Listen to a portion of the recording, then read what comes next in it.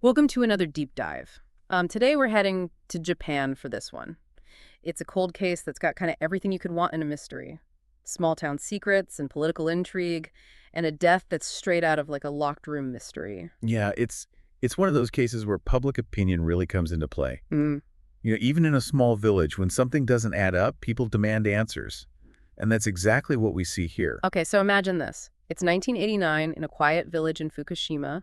A young school teacher goes to use the toilet and finds something really weird. Just a man's shoe sitting in the toilet bowl. Yeah, and it gets even stranger. This discovery, obviously it sends shockwaves through the community. And it turns out the victim was a 26-year-old local man, someone everyone knew and liked.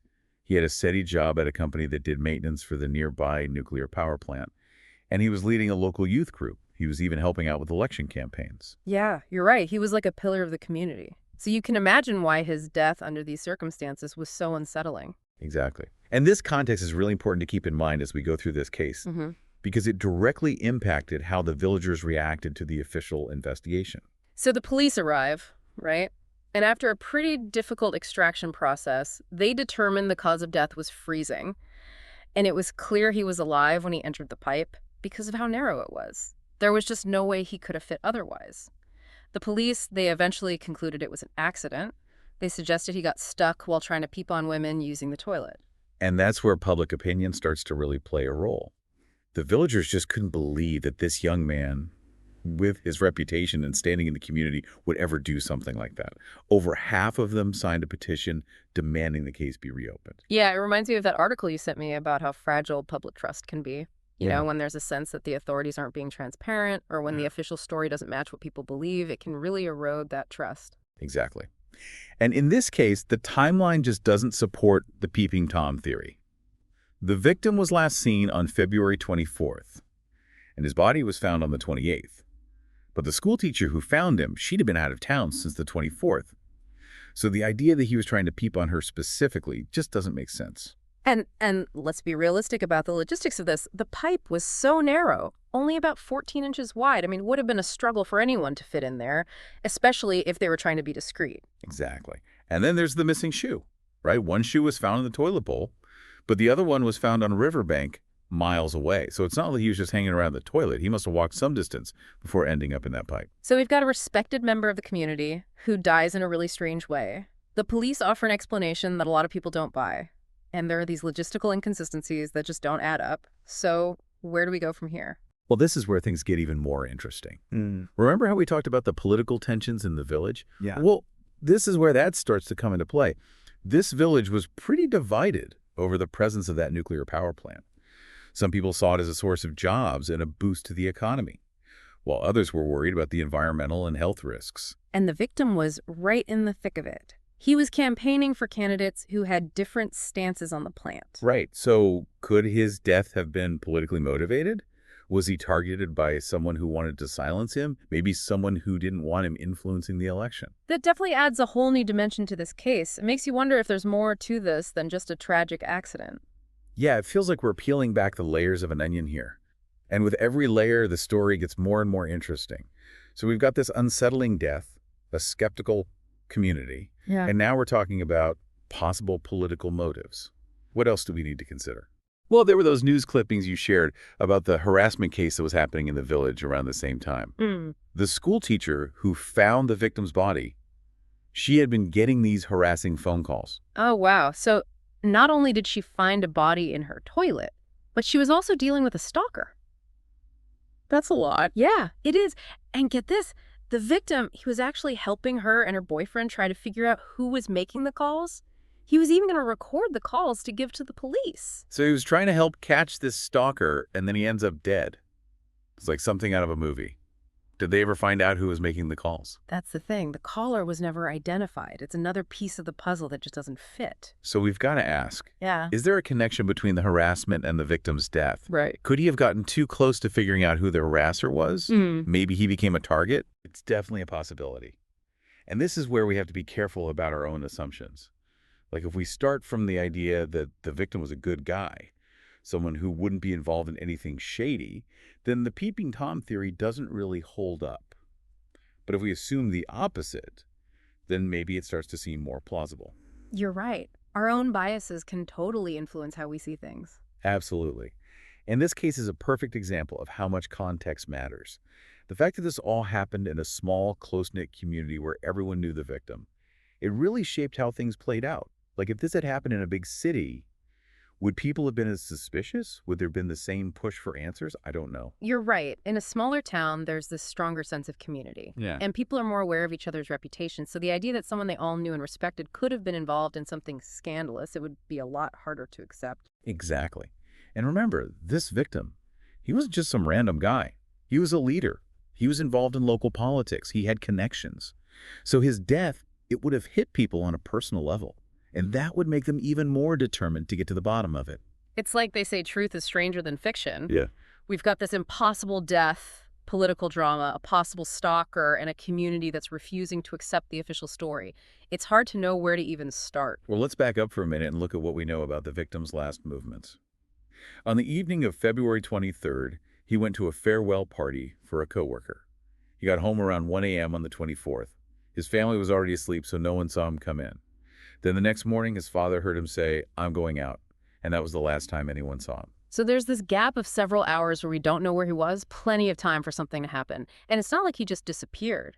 His car was found in a parking lot near the teacher's house with the keys still inside.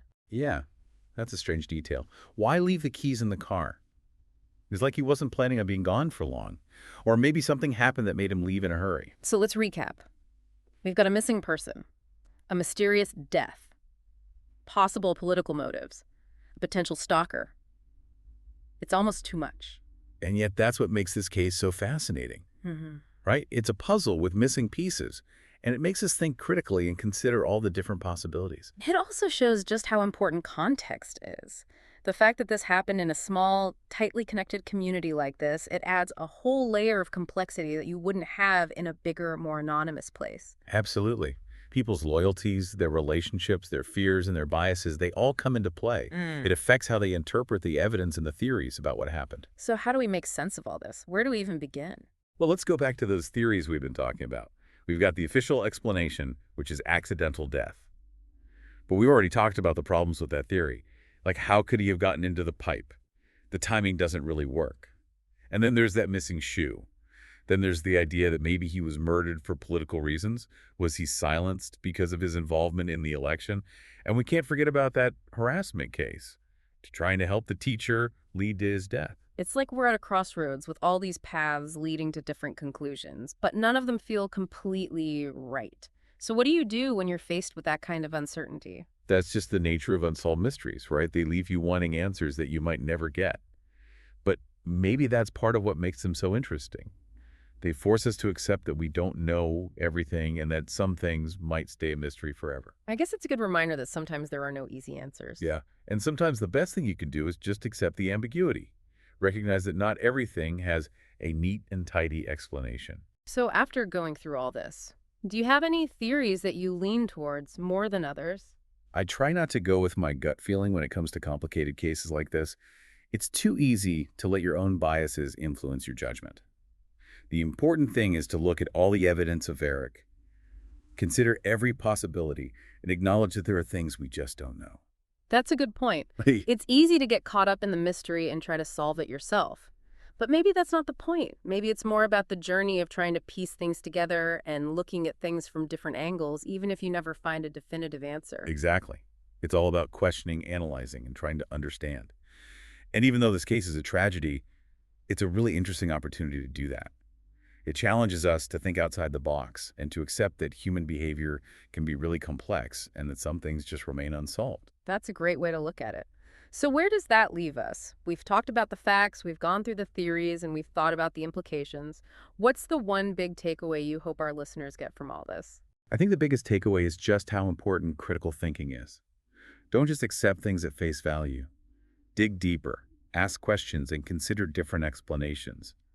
This case shows how easy it is to get caught up in one version of the story, especially when it's coming from people in authority. But if you stay curious and keep asking questions and stay open to different possibilities, you can start to see the world in a more nuanced and informed way. Well said.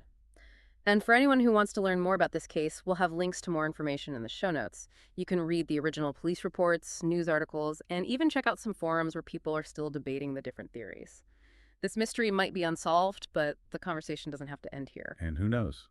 Maybe someday new evidence will come out or someone will have a new perspective and the truth will finally be revealed. It's incredible. It's been decades, and this case still gets people talking. There's just something about a mystery like this that grabs you and makes you want to know what really happened. Yeah, there are still puzzles out there, unsolved mysteries. And that's what keeps these cases alive. It reminds us that we don't know everything. It makes you wonder about how different cultures would see a case like this. We talked about how the victim was well respected and how that made people question the police's theory. But do you think things would have been different if this happened somewhere else, in a different culture? That's an interesting question. The importance of community and reputation, it's not the same everywhere. In some cultures, reputation is everything. It might be even more important than it was in this case. And in other places, people might be more likely to trust the authorities. They might not question the official investigation as much. So it's not just about the facts of the case, right? It's about these cultural differences and social expectations. And our own biases can play a part too. It all affects how we see things. Exactly. This case shows how all those factors can come together and change our understanding of what happened. So as we wrap up this deep dive, what's the one thing you really hope our listeners take away from this? I think the most important thing is to think critically. Don't just take things at face value. Question everything, analyze the information, and look for different perspectives.